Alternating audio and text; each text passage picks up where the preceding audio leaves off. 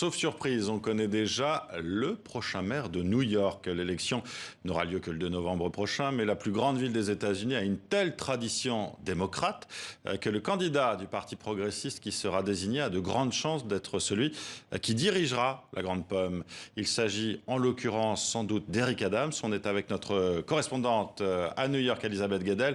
Elisabeth, qui est cet ancien policier, Eric Adams?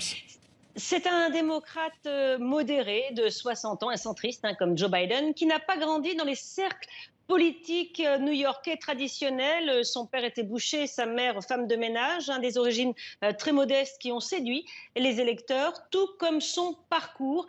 Il est entré en politique il y a 15 ans seulement. Il a fait d'abord toute une carrière dans la police, il a grimpé petit à petit les échelons et il a fait campagne sur deux grands thèmes principaux, notamment l'insécurité. C'est devenu une priorité pour les New-Yorkais. La criminalité a augmenté dans toutes les grandes villes américaines avec la crise sanitaire et économique. Et puis la lutte contre l'injustice raciale. Il a souvent raconté qu'il avait été lui-même victime quand il était jeune des violences policières. Et donc une grande partie de son programme est axée sur la réforme de la police. C'est un sujet évidemment devenu très important aux États-Unis depuis la mort de George Floyd l'an dernier. S'il est bien élu au mois de novembre face au candidat républicain, Eric Adams deviendra le deuxième maire afro-américain de New York.